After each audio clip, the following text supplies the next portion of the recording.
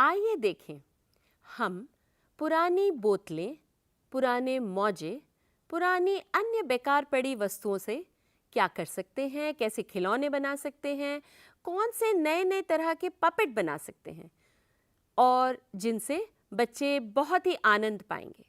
अब आती है बात पपेट की। तो पपेट का सबसे पुराना और सहज तरीका है सॉक्स से पपेट बनाना। सॉक्स का क्या है कि ये आपको आसानी से घर के माहौल में मिल जाती है और कोई भी पुरानी सॉक्स लेके हम उसके साथ पपेट का आकार बना सकते हैं।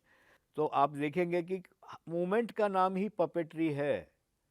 तो ये जैसा सॉक्स है, मैंने इसमें कुछ नहीं किया, सिर्फ सॉक्स को अपने हाथ में डाला है, लेकिन इसका आकार मुझे नज़र आने लगा एक सांप जैसा, जो बात भी कर सकता है। यहाँ हम इसकी जीभ लगा सकते हैं, यहाँ दो आंखें बना सकते हैं।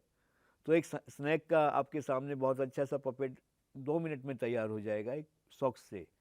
और अगर हम चाहते हैं कि कोई हम आदमी का चेहरा बनाएं, औरत बनाएं, बच्चा बनाएं, या ऐसा कुछ हम दूसरी कोई चीज़ बनाना चाहते हैं स्नैक ना बना के, तब भी हम सॉक्स से क्या कर सकते हैं, या तो इसके अंदर आप कॉटन डाल दीजिए, और अगर इत्तेफाक से कॉटन आपके पास नहीं है उस समय, तो आप कोई भी पुराना कपड़ा लिया और उसको फिल करना है। अभी तो मैंने इसमें हाथ डाला हुआ था, तो हाथ की वजह से वो ऊपर जुड़ गया था, लेकिन अब हाथ निकालूंगा तो एक बॉल जैसा एक चेहरे का आकार बनना चाहिए। अब चेहरे का आकार बनाने के लिए इसमें अगर हम इस तरीके से करेंगे तो मुझे तो ये नाक भी नज़र आने लग गई। और अगर कपड़ा भी आपके पास कम पड़ रहा है तो आप न्यूज़पेपर का भी इस्तेमाल कर सकते हैं, कि आप किसी भी न्यूज़पेपर को इस तरीके से पेपर रोल जैसा किया और आपने उसके खाली पोर्शन के अंदर डाल दिया, तो जो भी बच्चे को आसानी से मिल जाए सामग्री, उससे वो उस चीज़ को कवर कर सकता है। अब हमारे पास एक आकार नज़र आ गया। अब ये गर्दन जैसी नज़र आने लगी मुझे ये चीज़। ये देखिए, इसको हम स्टिक पे लगा देंगे तो स्टिक पपेट बन जाएगा। इसको अगर हम कंट्रोल करने के पर्पज़ से अगर ग्लव्स के साथ जोड़ेंगे तो ग्लव पपेट बन जाएगा। दो आंखें ही तो लगानी है, बाल लगाने हैं। बालों के लिए भी आप पुरानी ऊन का इस्तेमाल कर सकते हैं। और बच्चों के खिलौनों के बीच में आते हैं, बच्चे पुराने कपड़े हो जाते हैं, उनमें फ़र लगी होती है, फ़र का इस्तेमाल भी कर सकते हैं। मतलब सामग्री आप जो आपको सहज उपलब्ध है। सूतली है, सूतली से आप बाल बड़े सुंदर बना सकते हैं। जूट है, जूट पुरानी जूट मिल जाती है, उसको खोल के देखेंगे तो बड़े कर्ली बाल निकल के आते हैं। तो बहुत से तरीके हैं कि आप उस चीज़ को बना सकें। मतलब ये है कि सामग्री इतनी इम्पोर्टेंस नहीं है, इम्पोर्टेंस है कि आपके पास उसको करने का तरीका, आइडिया मिल जाए तो आप बना सकते हैं। तो ये पपेट बनाने का सॉक्स से तरीका था। ये पपेट बनाने का आपके पास एक बॉटल से तरीका था। और एक हाथ से बनाने का तरीका बताता हूँ, पेपर से। इसमें भी पपेट ही बनेगा। अब ज़रूरी नहीं है कि हम क्लास में जा रहे हैं तो हमारे पास पपेट हो और हम जाके वहाँ पे पपेट के साथ बच्चों के साथ खेलें। वहाँ अगर आपके पास ये आइडिया है हल्का सा कि 1-2 मिनट में आप बच्चों के बीच में खड़े होके ही पपेट बना सकते हैं, तो और अच्छी बात है।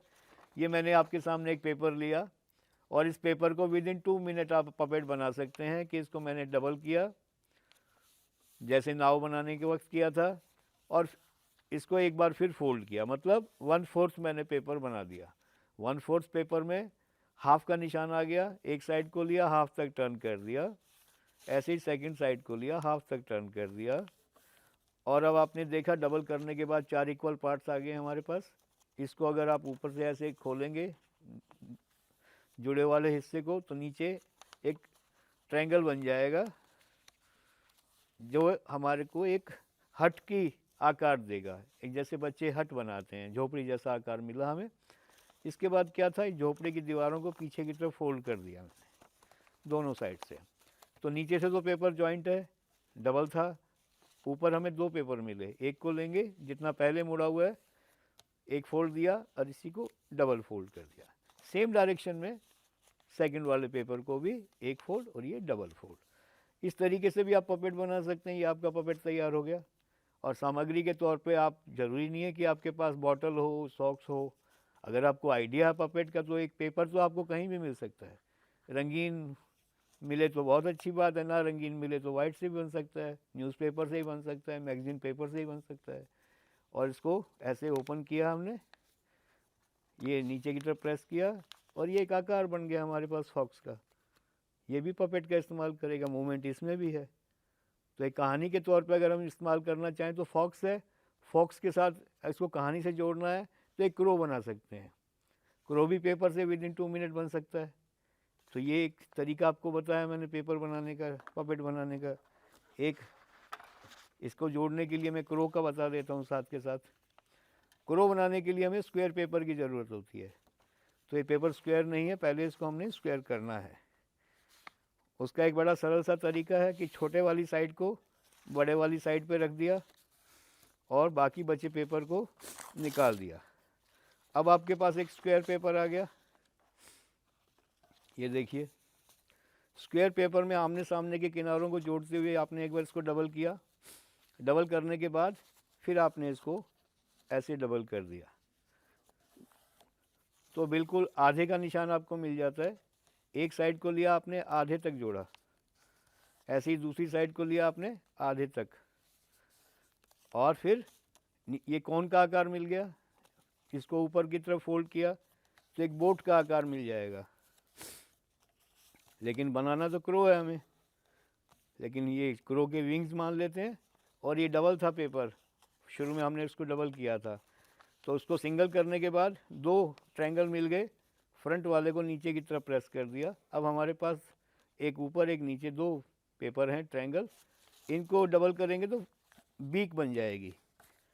रखना दोनों को सेम डायरेक्शन में। इसको हमने इधर किया है तो इसको भी इधर करना पड़ेगा, दोनों को सेम डायरेक्शन रखनी है। और फिर सारे को लेके पीछे की तरफ इसको डबल कर दो, तो ये आपके लिए एक क्रो का आकार नज़र आएगा, एक बर्ड जैसा, जिसके अंदर एक मूवमेंट होगी। उसको फॉक्स को तो हमने हाथ में ऐसे डाल के चलाया था, एक हैंड पपेट की तरह। इसको हम इसकी विंग्स के साथ मूवमेंट जुड़ा है। इसकी विंग्स खोलेंगे तो मुंह खुलेगा। तो एक अच्छा सा खिलौना बन गया 2 बच्चों के लिए। आप कक्षा के अंदर जाके एक बच्चे को आपने फॉक्स दे दिया, एक को आपने क्रो दे दिया, और वो कहानी सबको मालूम है। या बच्चों को बोलेंगे चलो अपनी कहानी खुद बनाते हैं।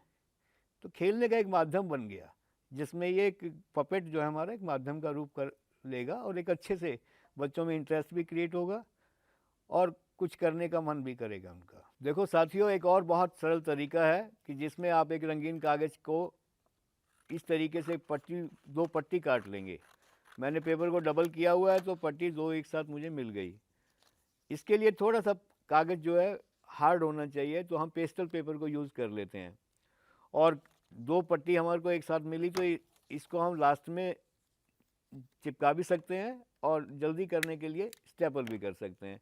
एक आकार आपको ये मिल गया, और इसमें आधे से थोड़ा ज़्यादा करते हुए मैंने इसको 2 हिस्सों में काट लिया है।